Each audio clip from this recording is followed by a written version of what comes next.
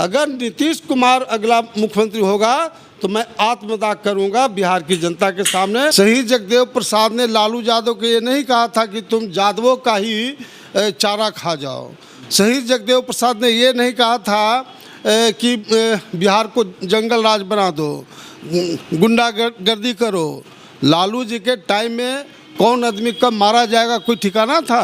लालू का बेटा सीएम बन जाएगा, फिर देश में गुंडागर्दी होगा बिहार में। मैं पूछना चाहता हूं लालू यादव से कि लालू यादव के खानदान का क्या कंट्रीब्यूशन है पिछड़े दलितों की लड़ाई लड़ने में।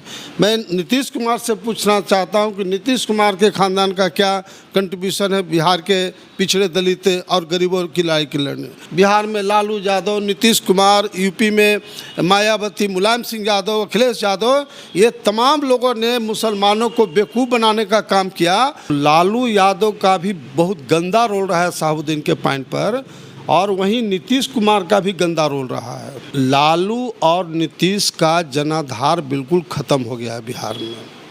आरजेडी को यादव छोड़ के कोई कास्ट अति पिछड़ा दलित को वोट देता है। नीतीश कुमार के शासन को देखिए, शिक्षा चौपट, स्वास्थ्य चौपट, भ्रष्टाचार चरम सीमा पर, बेरोजगारी चरम सीमा पर। तेज प्रताप आरजेडी में कोई फैक्टर नहीं, वो तो ललबुआ टाइप का उनका रोल होता है।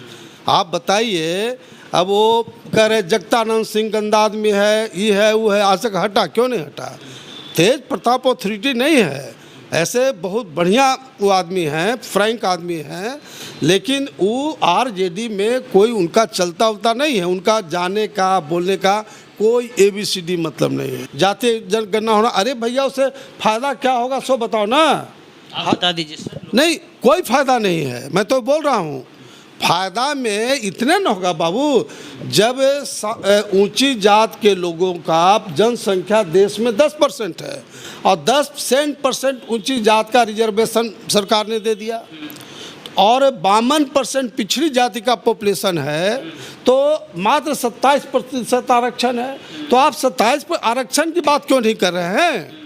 आप पहले लड़ाई 27% आरक्षण की करनी चाहिए कि 27 से लेके हमको 52% करो। वो लोग कह रहे हैं गिनती नहीं हुई तो कैसे हम निकाल लें आंकड़ा, जब तक गिनती नहीं आएगी तब तक हम नहीं करेंगे। गिनती तो एगो उल्लू आदमी बिहार का जानता है कि यादव का कितना वोट है, कोरी का कितना वोट है, दलित का कितना वोट है, चमार सो कॉल्ड जो हिंदू जिसको सनातन धर्म कहते हैं, हिंदू तो कोई धर्म ही नहीं होता है। हिंदू धर्म में तो खाली विषमता ही विषमता है। हिंदू और मुसलमान का एक खून है।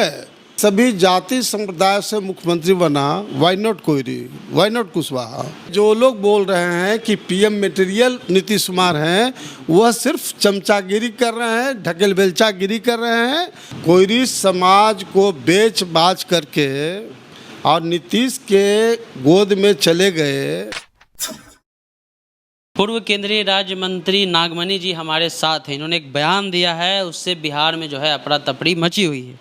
इनका कहना है कि 2025 में बिहार का मुख्यमंत्री कुशवाहा समाज से होगा और 2024 में देश का जो प्रधानमंत्री होना चाहिए वो मुस्लिम समाज से होना चाहिए। नागमणि जी ये क्या बयान दे दिए? अब तो कुशवाहा जी जो लीडर थे वो भी चल गए नीतीश जी की छाया में। आप देखिए, बिहार में 15 साल लालू जी का शासन और 16 साल नीतीश कुमार के शासन से आम जनता बिल्कुल त्रस्त हो चुकी है, और चूँकि कोई विकल्प नहीं मिल रहा है इसलिए आम जनता लाचारी में कोई लालू जी को वोट कर देता है, उनके पार्टी को या नीतीश के पार्टी को। इसलिए हर क्षेत्रों में, ज़िंदगी के हर क्षेत्रों में बिल्कुल ये 30 सालों में दो परिवार का एक तरह से शासन है, दो परिवार का, लालू का और नीतीश का परिवार का है। और मैं इस संबंध में माननीय प्रधानमंत्री जी से भी निवेदन करना चाहता हूँ कि बीजेपी यहाँ बड़ी पार्टी है और नीतीश कुमार को एक तरह से राजा के रूप में ये 15-16 साल से बीजेपी रखे हुए है, उसका भी कोई औचित्य नहीं। सारे बीजेपी के लोग नाराज़ हैं नीतीश कुमार से। तो बिहार में जो परिस्थिति है, ये हम लोग जो डिसाइड किया है कि बिहार में हम नई पार्टी बनावे हैं, तो उसके पीछे कारण स्पष्ट है कि सभी जाति संप्रदाय से मुख्यमंत्री बना, why not Koeri, why not Kushwaha. तो और हर कास्ट के लोग समझते हैं कि हर तबका के लोग सीएम बना, तो कोयरी समाज एक बड़ी ताकत है बिहार का। और सबसे बड़ी बात है कि ये जो बैकवर्ड दलित की राजनीति जो बिहार में चल रही है, कभी लालू कभी नीतीश कुमार, ये किसी का देन नहीं है, वह अमर शहीद जगदेव प्रसाद का देन है, जिन्होंने बैकवर्ड दलित, अति पिछड़ा, गरीब और ऊंची जात के गरीब लोग की लड़ाई लड़ते हुए शहीद हुए। ये बिहार में मैं पूछना चाहता हूँ लालू यादव से कि लालू यादव के ख़ानदान का क्या कंट्रीब्यूशन है पिछड़े दलितों की लड़ाई लड़ने में। मैं नीतीश कुमार से पूछना चाहता हूँ कि नीतीश कुमार के ख़ानदान का क्या कंट्रीब्यूशन है बिहार के पिछड़े दलित और गरीबों की लड़ाई के लड़ने। इसलिए ये आम लोग महसूस करते हैं, और हमने ख़ास तौर से महसूस किया कि अमर शहीद जगदेव प्रसाद जो उत्तर भारत में सबसे पहले पिछड़े दलित अल्पसंख्यक समाज की लड़ाई लड़े। उनका नारा था 10 का शासन 90 पर, नहीं चलेगा नहीं चलेगा, 100 में 90 शोषित है, 90 भाग हमारा है। आज उनके नाम पर लालू और नीतीश मुख्यमंत्री बना, लेकिन शहीद जगदेव प्रसाद के सपनों के आधार पर इन लोगों ने कोई काम नहीं किया। शहीद जगदेव प्रसाद ने लालू यादव को ये नहीं कहा था कि तुम यादवों का ही चारा खा जाओ। शहीद जगदेव प्रसाद ने ये नहीं कहा था कि बिहार को जंगल राज बना दो, गुंडागर्दी करो। लालू जी के टाइम में कौन आदमी कब मारा जाएगा कोई ठिकाना था। तो उसी तरह से नीतीश कुमार के शासन को देखिए, शिक्षा चौपट, स्वास्थ्य चौपट, भ्रष्टाचार चरम सीमा पर, बेरोजगारी चरम सीमा पर। इसलिए हम लोगों ने नई पार्टी बनाने का ऐलान किया है। 6 सितंबर को जगदेव पथ घूंघट जो हॉल है, उसी में तमाम लोगों को मैंने आमंत्रित किया हूँ, हर जाति संप्रदाय के लोगों का। और उस दिन पार्टी का रूपरेखा का अंतिम मुहर लगाएंगे और आगामी 30 सितंबर को, 6 तारीख को ही तय करेंगे, 30 सितंबर को कम से कम 50,000 बिहार, झारखंड और देश के अन्य राज्यों से भी लोग, बड़े बड़े नेता आएंगे। वो तमाम लोग को लेकर के हम लोग नए सोच के साथ नई पार्टी हम लोग बनाएंगे। मैं आपके माध्यम से लोगों को बताना चाहता हूं कि मोहम्मद गोरी सबसे पहले 600 सैनिकों के साथ, मुस्लिम सैनिकों के साथ भारत पर आए थे। आज जो 30 और 40 करोड़ मुसलमान हैं, क्या मोहम्मद गोरी के वंशज हैं? नो। जो सो कॉल्ड जो हिंदू, जिसको सनातन धर्म कहते हैं, हिंदू तो कोई धर्म ही नहीं होता है, सनातन धर्म से अपर कास्ट के लोगों से भी, बड़े पैमाने पर पिछड़े वर्ग से और दलित समाज के लोगों ने ये जो हिंदू धर्म में जो विषमता है, क्या भाई पिछड़े दलित मंदिर में नहीं जा सकते हैं, सार्वजनिक कुआं का पानी नहीं पी सकते हैं, कॉलेज में पढ़ने वाले बच्चे अगला बेंच पर नहीं बैठ सकते हैं। तो ये कुरीतियों के खिलाफ, और इस्लाम में जो भी आप कहें, इस्लाम धर्म में समानता, स्वतंत्रता और भ्रातृत्व की भावना है, उसमें ऊंच नीच भेदभाव नहीं होता है। एक बार फारूक अली अहमद देश के राष्ट्रपति थे, पटना सिटी में वो आए थे, नमाज का टाइम हुआ था, और एक पटना सिटी के मस्जिद में देश का राष्ट्रपति गया अंदर मस्जिद में, उनके आगे रिक्शा पुलर नमाज पढ़ा और पीछे देश का राष्ट्रपति नमाज पढ़ा। यह है इस्लाम। जो लोग हिंदू धर्म में तो खाली विषमता ही विषमता है, और मेरे पिताजी ने भी स्पष्ट रूप से कहा था कि हिंदू धर्म में हिंदू धर्म में जन्म लिया है ना, वो अलग बात है, लेकिन मैं हिंदू धर्म के जो कुरीतियाँ हैं इसको हम ख़त्म करेंगे, और ख़त्म करके जो सनातन, जो पहले जो एक्चुअल धर्म था, है ना, एक्चुअल धर्म था, उसके आधार पर हम समता मूलक सनातन धर्म बनाएंगे। तो ये उनका सोच था, और इसीलिए मैंने कहा कि मुसलमान आज़ादी के बाद से सबसे ज़्यादा नेग्लेक्टेड कौम रहा है मुसलमान, और ख़ास तौर से जो सेकुलर पार्टियां हैं, कांग्रेस, बिहार में लालू यादव, नीतीश कुमार, यूपी में मायावती, मुलायम सिंह यादव, अखिलेश यादव, ये तमाम लोगों ने मुसलमानों को बेवकूफ़ बनाने का काम किया और सिर्फ वोट लेने का काम किया। जब देश आज़ाद हुआ था उस समय सरकारी नौकरी में 39% मुसलमान था, आज घट के मात्र 2 और 3% रह गया, जबकि देश पर मैक्सिमम सेकुलर पार्टियां, खासकर सेंट्रल में कांग्रेस ने शासन करने का काम किया। बीजेपी तो आमने सामने का दुश्मन है, हिंदू मुसलमान। अरे भैया, नागमणि अगर कहे कि मेरा नाम है नागमणि, नागमणि कुशवाहा है, नागमणि दांगी है, नागमणि सिंह है, नागमणि शर्मा है, नागमणि पासवान है, नागमणि खान है, नागमणि अंसारी है, इसमें क्या अर्थ है भाई? हमारा हिंदू, जो आप कह रहे हैं हिंदू और मुसलमान का एक खून है। मैंने कहा ना कि मोहम्मद गोरी मात्र 600 सैनिकों के साथ भारत पर आक्रमण किए थे। ठीक है सर, ये आप बात कर रहे हैं कि कुशवाहा समाज का मुख्यमंत्री होगा अगले चुनाव में। कुशवाहा एक नेता थे, उपेंद्र जी, वो चल गए हैं नीतीश जी के खेमे में। अब वो नीतीश जी को बता रहे हैं पीएम मटेरियल, कि ये हैं पीएम मटेरियल, उसके लिए वो बीजेपी से भी लड़ जा रहे हैं। बीजेपी कह रही है कि ना सीएम का वैकेंसी है ना पीएम का वैकेंसी। देखिए, इसमें तो एक लाइन का सवाल है कि जो लोग का एक लोग, वो कोयरी समाज को बेच बाच करके और नीतीश के गोद में चले गए। आपको याद होगा कि मैं नाम नहीं लेना चाहता ऐसे नेता का, समझ लीजिएगा, कि जब राज्यसभा से हटे थे तो नीतीश सरकार ने उनकी पत्नी और माँ का सारा सामान रोड पर फेंकवा दिया था।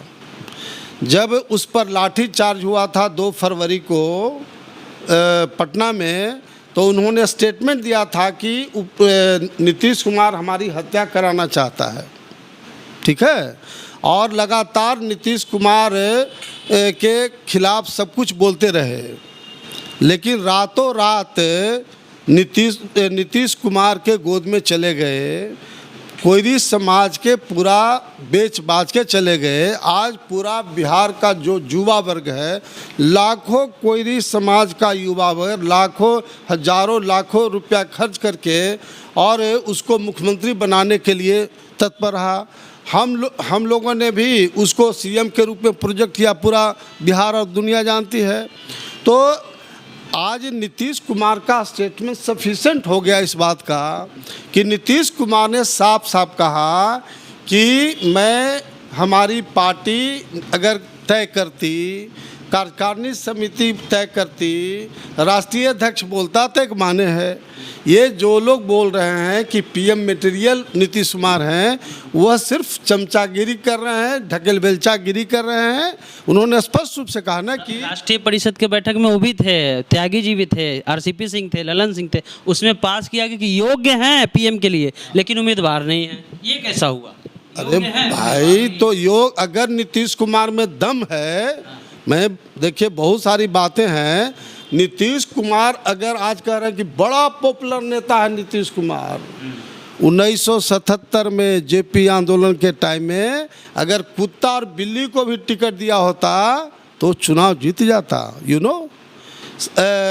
80 के चुनाव में भी जनता पार्टी का वेव था, उसमें भी मैंने नीतीश कुमार जी को 77 में टिकट मिला, 80 में टिकट लगा, बुरी तरह से हार गए।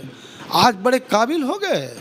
अरे भैया, जो शाहबुद्दीन साहब ने कहा था कि ये परिस्थिति के मुख्यमंत्री हैं। जब बीजेपी इतनी बड़ी पार्टी है, इनका 42 को सीट आया, आपको मैं कल बता रहा था कि फर्स्ट फेज में 71 सीट का चुनाव हुआ, अपर कास्ट के लोगों ने इतना नाराज़ था कि अपर कास्ट के लोगों ने जेडीयू को कहीं वोट नहीं दिया नीतीश कुमार को।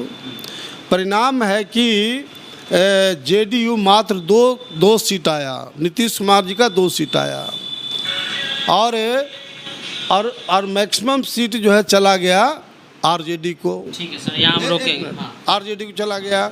लेकिन सेकेंड और थर्ड फेज में अपर कास्ट के लोगों ने देखा कि लालू का बेटा सीएम बन जाएगा, फिर देश में गुंडागर्दी होगा, बिहार में फिर एनआरकी होगा, इसलिए अपर कास्ट के लोगों ने आंख बंद कर एनडीए को वोट दिया, नीतीश कुमार के पार्टी को दिया, तब 42 सीट आया। इसलिए ये सब के पास कोई वोट बैंक नहीं है। तो मैं इस बात को कहना चाहता हूँ कि देश का प्रधानमंत्री नेक्स्ट में वो मुसलमान बनेगा, इसलिए कि सीए एनआरसी के आंदोलन में पूरा मुसलमान एकजुट हो गया है और देश में एक ऐसी राजनीति चल रही है, हम लोग चला रहे हैं कि देश का प्रधानमंत्री मुसलमान बने, चूँकि 15% है मुसलमान अकेले और बीजेपी का 15% कहा जाता है सॉलिड वोट अपर कास्ट का और बनिया का, ये मात्र 15% है। तो बीजेपी का सॉलिड वोट को तो जवाब मुसलमान अकेले दे देगा। ठीक सर, और बैकवर्ड और दलित जो है उसमें प्लान चल रहा है कि राज्यों का नेतृत्व पिछड़ी, कहीं किसी राज्य का पिछड़े वर्ग को दीजिए, कहीं दलित को दीजिए, कहीं सवर्ण को दीजिए। तो इसलिए मैं कह रहा हूँ कि जो मैंने भविष्यवाणी किया हूँ कि देश का अगला प्रधानमंत्री मुसलमान बनेगा और बिहार का मुख्यमंत्री कोयरी समाज से होगा, क्योंकि कोयरी समाज एक ऐसी जाति है जो सभी जाति से A1 रिलेशन है। तो जो मेरा फोरकास्ट है एट एनी कॉस्ट वो आगे लागू होगा। ठीक है सर, आपने अपने भी इस बयान में शहाबुद्दीन साहब का जिक्र किया।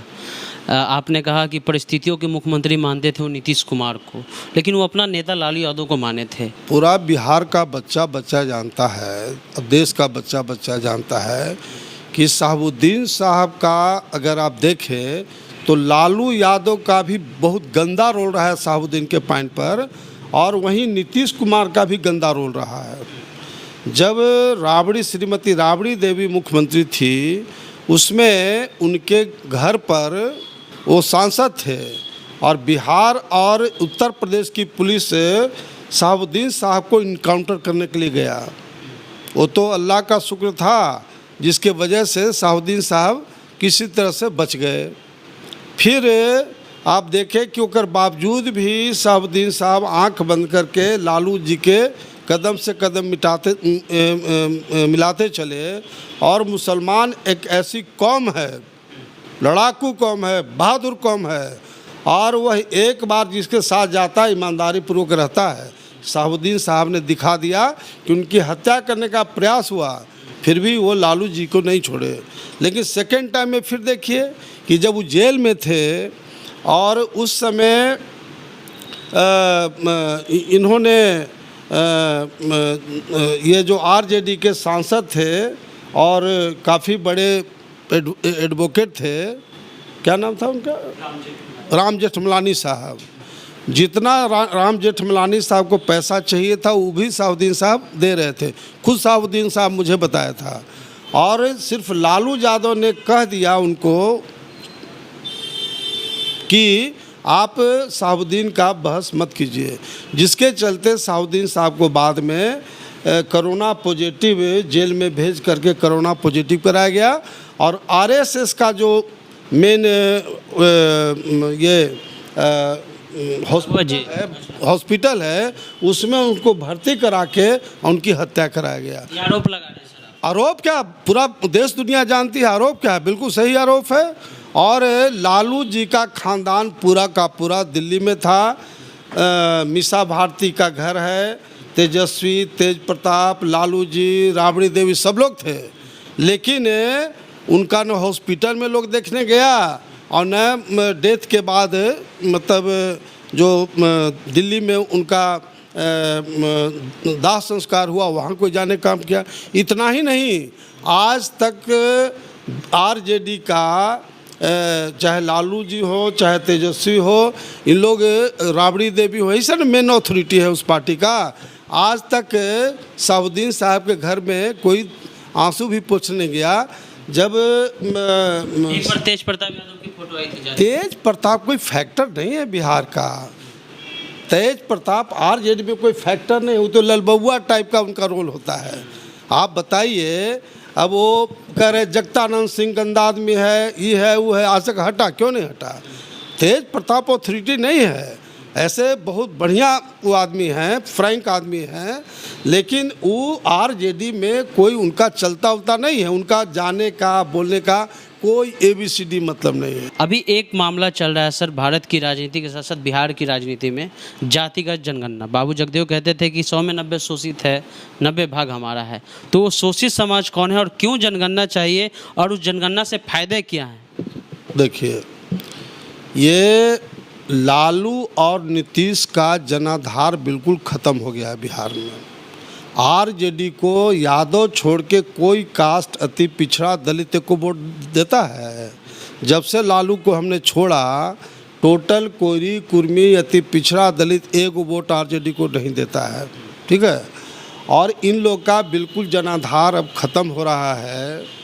और लालू और नीतीश जी पिछड़े वर्ग से आते हैं, तो पिछड़े दलित को फिर से वर्ग लाने का ये इस षड्यंत्र कर रहे हैं। मैं बड़ा साफ करना चाहता हूँ मीडिया के माध्यम से कि बिहार में हर लोग जानते हैं, मीडिया भी जानती है, हर पॉलिटिकल पार्टी जानता है कि बिहार में यादव का कितना पॉपुलेशन है, कोयरी का कितना पॉपुलेशन है, कुर्मी का कितना, अति पिछड़ा में जो विभिन्न जातियाँ हैं कितना है, सबर में भूमिहार राजपूत ब्राह्मण का कितना वोट है, मुसलमान का कितना वोट है। तो अगर फिर से जातीय जनगणना अगर आप कराते हैं, है ना, तो आधा परसेंट 1% किसी जाति का जनसंख्या बढ़ सकता है। उससे आगे फायदा क्या होने वाला है, ये कोई हमको बताए। जबकि मैं ये कह रहा हूँ कि सबसे ज्वलंत समस्या बिहार का है कि शिक्षा में सुधार। शिक्षा में ये हाल है कि सरकारी स्कूल में पढ़ने वाले बच्चे चपरासी से ज़्यादा नहीं बन सकते हैं। हॉस्पिटल को आप देखिए कोरोना काल में कि ऑक्सीजन इंजेक्शन और जो दवा का 10-10 गुना ब्लैक हुआ। नीतीश सरकार ने एक जगह भी रेड करने का काम नहीं किया, एक आदमी गिरफ्तार नहीं हुआ। क्या सरकार, क्या सुशासन। तो ये दोनों जो लोग हल्ला कर रहे हैं, सबसे ज़्यादा प्रायोरिटी इन लोग उस पर, जबकि सबसे ज़्यादा प्रायोरिटी बेरोजगारों को रोजगार देना होना चाहिए, भ्रष्टाचार का समाप्ति होना चाहिए, जो शिक्षा में सुधार होना चाहिए, स्वास्थ्य में सुधार होना चाहिए, किसानों के हक में काम होना चाहिए। ये 1 नंबर 2 नंबर 3 नंबर होना चाहिए। ये जो ठीक है, हम इसके विरोधी नहीं हैं। अगर जनगणना, जातीय जनगणना होता है उसका मैं पक्षधर हूँ, लेकिन इससे क्या फ़ायदा होगा, इस पर बिहार की आम जनता को सोचना चाहिए। इंटायर हमारा जो बैकवर्ड दलित है सब हाँ में हाँ मिलाता है।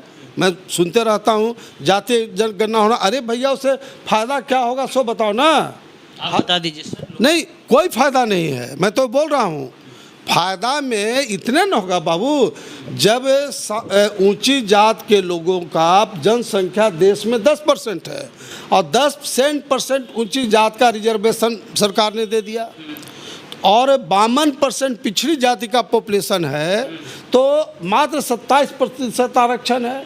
तो आप 27% आरक्षण की बात क्यों नहीं कर रहे हैं? आप पहले लड़ाई 27% आरक्षण की करनी चाहिए कि 27 से लेके हमको 52% करो। वो लोग कह रहे हैं गिनती नहीं हुई तो कैसे हम निकाल लें आंकड़ा, जब तक गिनती नहीं आएगी तब तक हम नहीं करेंगे। गिनती तो एगो उल्लू आदमी बिहार का जानता है कि यादव का कितना वोट है, कोरी का कितना वोट है, दलित का कितना वोट है, चमार हर कास्ट क्लिट का है, भूमिहार कितना, राज सब कोई जानता है।